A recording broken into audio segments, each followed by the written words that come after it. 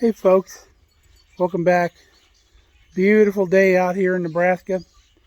We're going to get some trees planted, and we're going to tell you a little bit about shelter belts and how important they are. So this stand of trees you're seeing here is what's known as a shelter belt, or a tree break, whatever you want to call them. And they're generally on the north sides of property. This one wraps around to the west. And what it does is it's a protection from the wind. And the wind gets pretty crazy back here in the Midwest.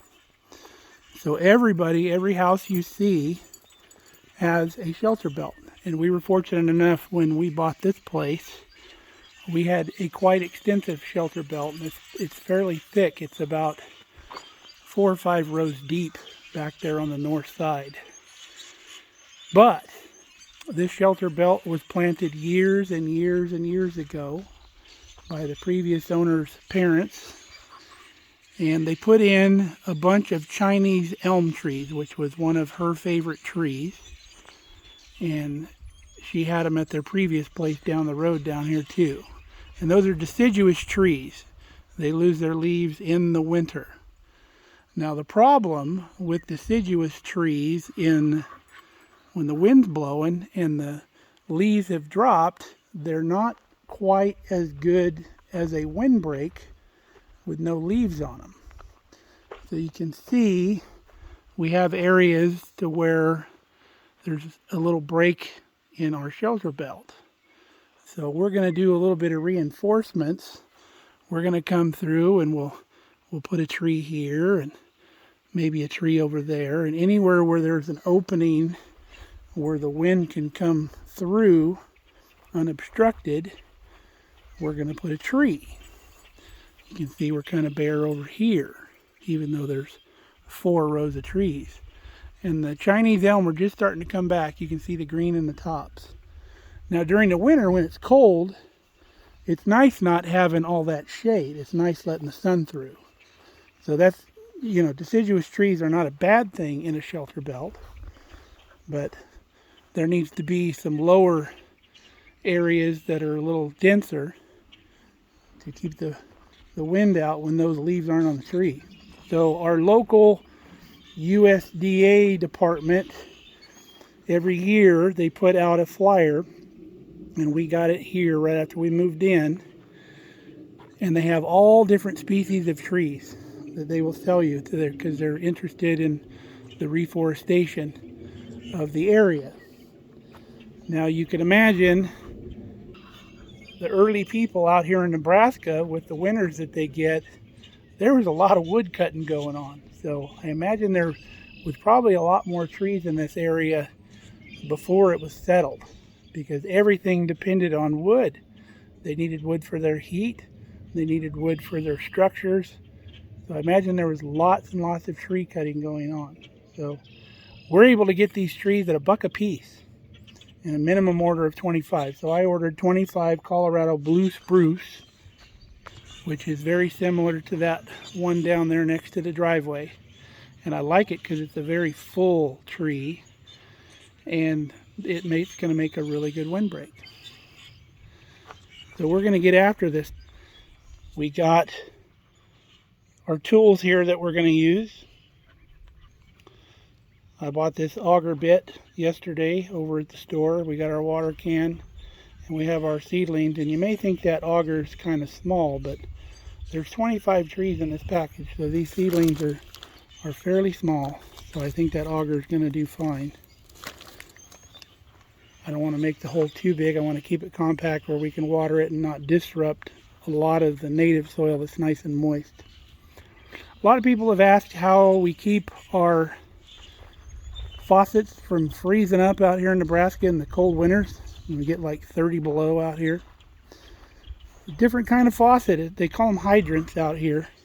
Kind of like the fire hydrants that you hear about, which the fire department uses, So this pipe goes all the way down in the ground, as you would imagine, probably about 4 foot down there, below the frost line.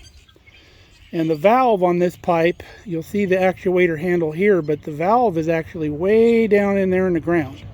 And there's a shaft that goes down in that pipe that actuates that valve when you lift that handle. Now, water runs because there's no water in this pipe generally, because there's a check valve way down in the ground in some gravel. When you turn that valve off and there's no longer pressure, that check valve opens and drains all the water out of this pipe way down in the ground. And we also, whenever you use a hose out here in Nebraska in the winter, or if it's going to freeze overnight, after you're done with the hose, you string it out in the yard and leave the hose open, and you leave the faucet open. By faucet, I mean this part here and not this part. And you do like a fireman does with their hose. You lift up the end of it starting here at the faucet, and you lift it up as you put it back in your tub here, and the water drains out the other end and keeps your hose dry. And if your hose is dry, it'll work the next time you need to use it.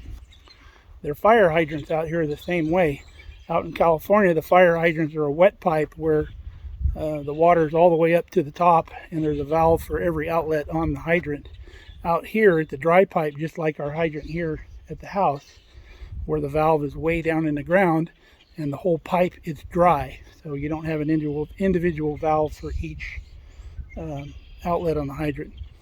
But you're only interested in that unless you're a firefighter. So let's get to planting trees. Hey Brandy, you want to go plant some trees? Yeah? You want to go plant some trees?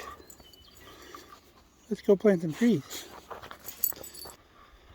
So the one thing I didn't mention about blocking the wind is that also helps in the snow. Because when it's snowing, and usually when it's snowing the wind is blowing, the snow will come in sideways. And when the snow's blowing sideways, that creates drifts. Normally the snow out here doesn't get deep enough to where it would hinder you from driving. Every now and then it does, but that's not very often. But what will hinder you is a big ass snowdrift. So the snow will drift 3 or 4 foot deep, even though you've only got 5 or 6 inches of snow on the ground, which you can drive through. But when you have the shelter belt, it's blocking the wind, so it'll also help with the drifting, so you don't get giant snow drifts in your yard. So I've also noticed too, back when I was younger, people that had moved out to the west, a lot of them had built shelter belts even out there in California. They've kind of gone by the wayside. They used a lot of eucalyptus trees out there. But people have realized out there that they don't need the shelter belts as bad as they did here. And they've since cut them down out there. But we've identified a spot here that needs a tree. And you probably already figured out we're planting evergreen trees, which are the green ones that you see here. They stay green all year long. So their foliage is there all year, so it helps protect better from the wind. And that's what we're trying to fill in, is some of the evergreen trees. We got plenty of deciduous trees. So we've identified a spot. You can see there's kind of an opening here. So we're going to get this taken care of. So we've got right around here in the center of the opening. First thing we're going to do is kind of clear this vegetation out. That way the tree doesn't have to compete for moisture. Make a nice little area here.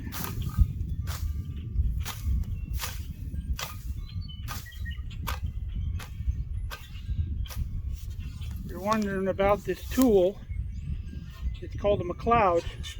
Firefighters use it out in California, and I picked it up when I was a firefighter out there. But they use it in forest fires. Got the straight side and the good rake side. So let's get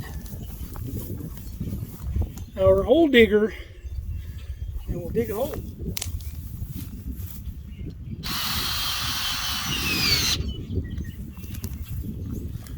looks like it's going to be a two-handed job.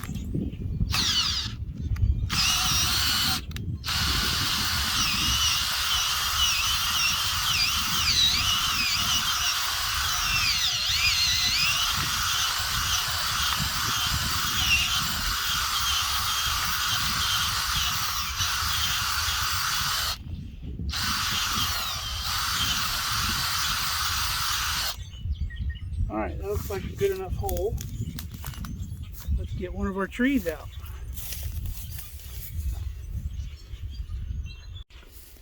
So this is our seedling. You can see it's really tiny. That hole's going to be plenty big enough. We've dug down pretty deep because it's got some pretty good roots on it.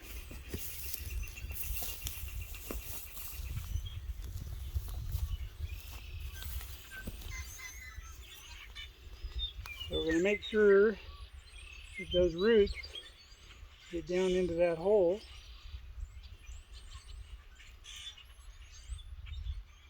So we let them drop in there.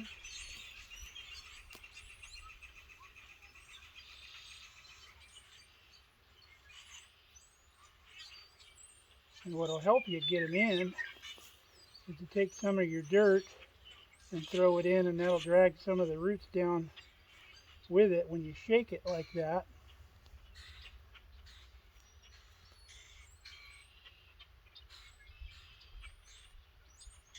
So all of our roots got down into the hole good.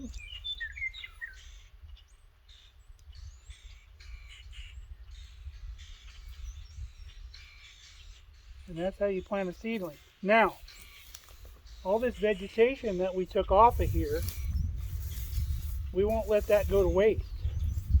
We're going to use that as a mulch around this tree, and that'll help keep that dirt from drying out after we water it. So if the sun gets down here, it's not beating right onto the soil.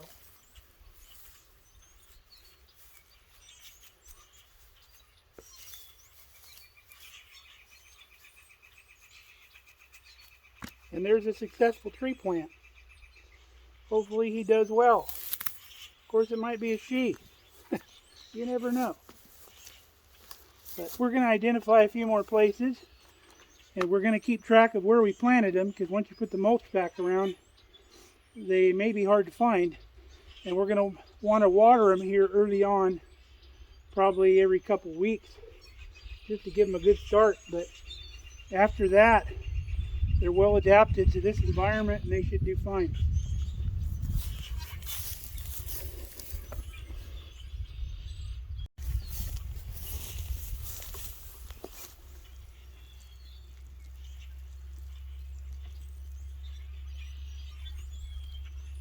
The water out away from the tree a little bit too, so the whole area gets moist. There's still a lot of moisture in the ground out here, so it doesn't need a lot right now. But as things start getting into the 80s, and if it's not raining at least once a week, we're going to come out and put some water on these trees.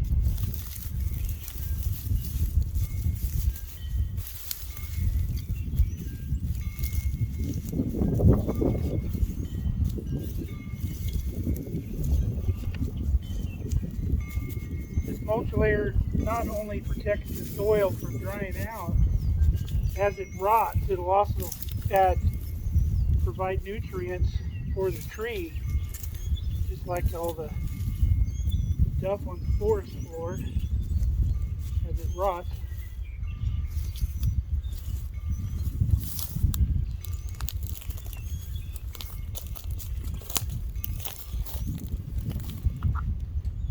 You can see we had what appeared to be here a small cedar tree that has perished. So we have the break here in the belt, so we're going to put one here as well. You can probably also see in the camera too that we got a little snow flurry going on here. So if it continues, we may have to call it a day. We'll wrap the seedlings back up and make sure they're moist, and come back out and finish it up tomorrow or whenever. It's getting a little cool out here.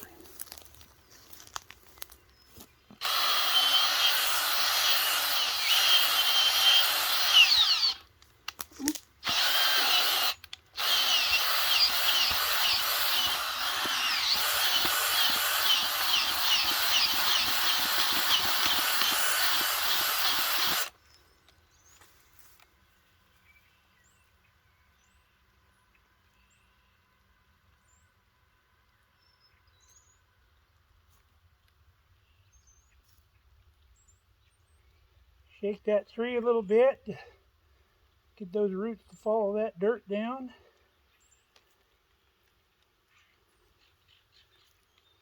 Then we pack it in.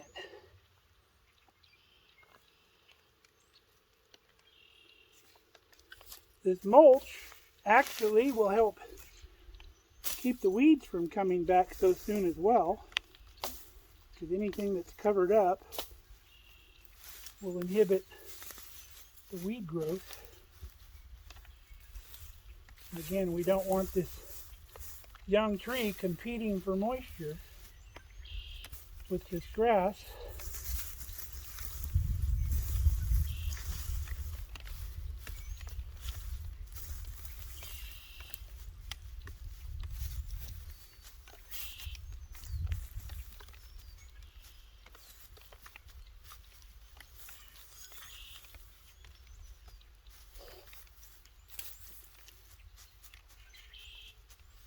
I'm actually going to go up today, up north of us, to a little town, to Sandhill Bee or Honey Company.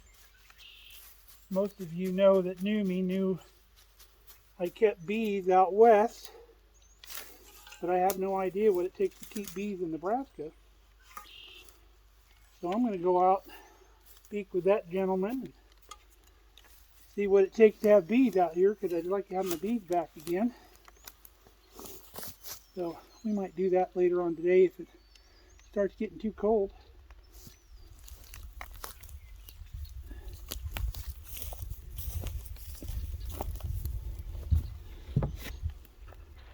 Little interesting side note, when we first toured this property, there were some plants up in here in this lane. And I looked at the realtor and I said, "Is that what I think it is?" And she says, "Yeah, it grows wild here." There is a huge stand of marijuana plants. It grows wild here in Nebraska. Now, all you potheads don't come moving out here, because it's a different strain of marijuana. Apparently, it doesn't get you as high as the other stuff. So, don't show up in droves thinking that you're going to get a bunch of free pot. And I'm going to keep all this mowed down this year, so when it starts popping up, because it all went to seed and the cows trampled it all down to bare ground when they were back here, the neighbors' cows, and they stomped all that seed into the ground. So it's going to come back in full force. And I think when I was walking through there the other day, I already saw it coming up. So I'm going to keep it mowed. So if you don't let it go to seed, it'll be less and less every year. So keep that mowed down.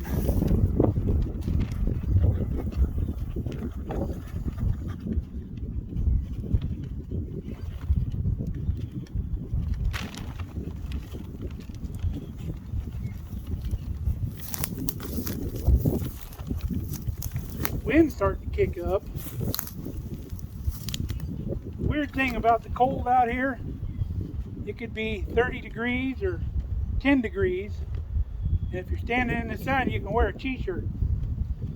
But if the wind starts or you step into the shade, you better have something to put on because it gets cold quick.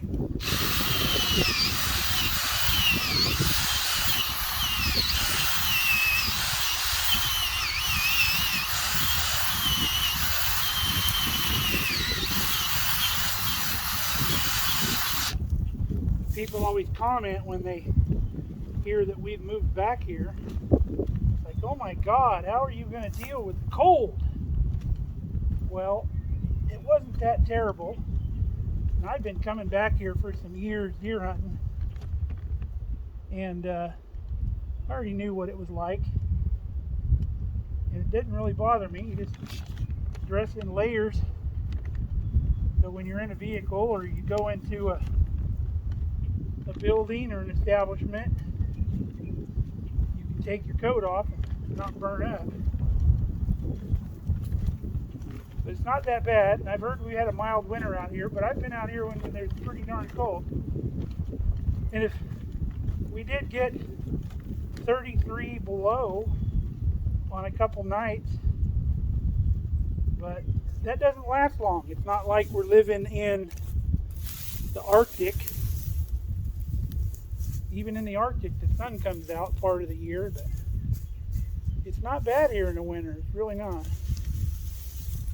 I would much rather be able to dress for the weather and put some extra layers on than be in 110 degree heat.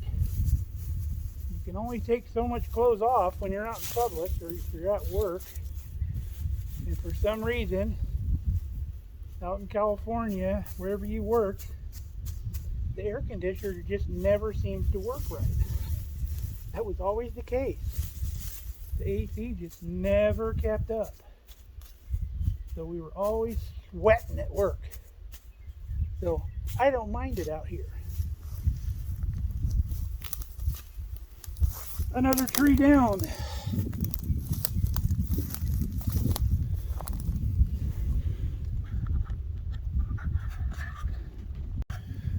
Oh, I just looked down. It's already coming up, as I told you, all over the place.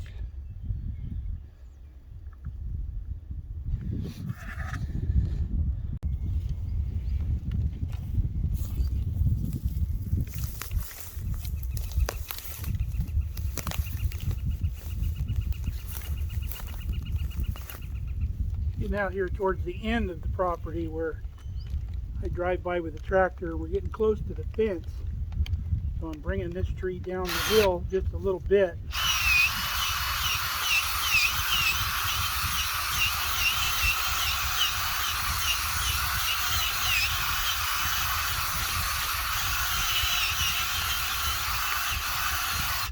Using one of these augers, you just pop it out of the hole when it's running and it throws the dirt out.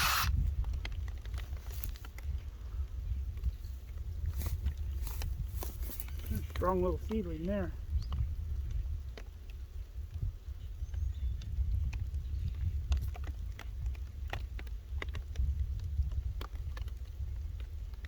Starting to sleep now.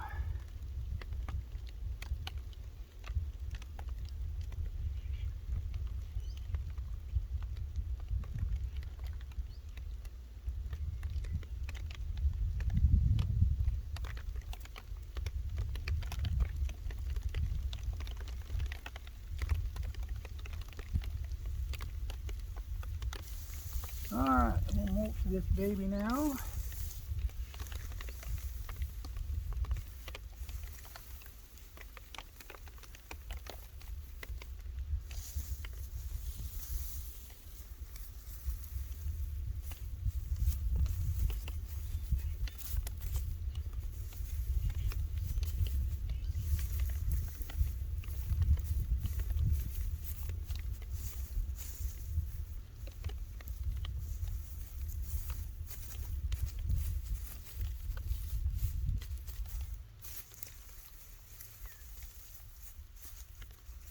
Kelly loves doing this stuff too, but Unfortunately, she can't be here every day, and some of this stuff will not wait for her days off. I don't want to let these seedlings sit too long. But we're to the end of this side of the shelter belt, and I think that's probably the last tree we're going to put over here. So I think it's a good time to call it a day with this. Still early in the day, probably around lunchtime. But we've got this whole side, all the holes filled in now. We're going to work on some on this side out here by the fence line, and there's also a couple spots up by the yard on this side of the fence where we're going to put a couple. And like I said, next year we're going to get a different variety. We'll figure out what we want, what grows semi-quickly but resistant to some disease. A lot of the evergreens out here don't make it because they got disease going on. You can see the belt was kind of planted in a row, and there's 1, 2, 3, 4, 5 rows of trees. So we got that brush grapple on the tractor. We'll come through here eventually and clean all this stuff up and make it so we can mow this grass down in between the rows. And that's a lot of good firewood for the shop. Just looking down another row, there's quite a few big down trees down there. I let the wind take care of them. I don't come down here and cut them down. Sleeting pretty good right now. This is the neighbor's corn pivot next door. It doesn't go all the way around. It stops right up there where that you see that little metal stanchion. That's what stops the pivot. You can see the other end of the pivot, the middle, the pivot part up there on top of the hill, but it goes way around, way over there. It's a big long pivot. And then it doesn't quite reach the corners out here, so they plant these corners and just hope the rain takes care of it out here. They get a little crop. Here's one of the neighbors hauling out some cattle. But I need to cut those little trees down there so I can get through here with the tractor. And I've already made a road up through here where I can get up through here with the tractor. I got to refine this here a little bit, take this little hump out, and make it so it's a little easier going. But our little four-wheel drive tractor goes right up this with no problem. I'll fill this little hole in here.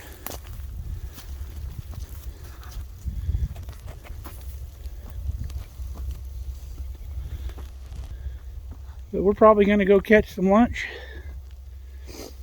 and go up and talk to the bee guy. We'll get these trees wrapped back up so they stay moist, and we'll tackle the rest of this a different day. Wow, it's coming down good now. Starting to stick in my wheelbarrow. All right, until next time, we got Brandy the Wonder Dog.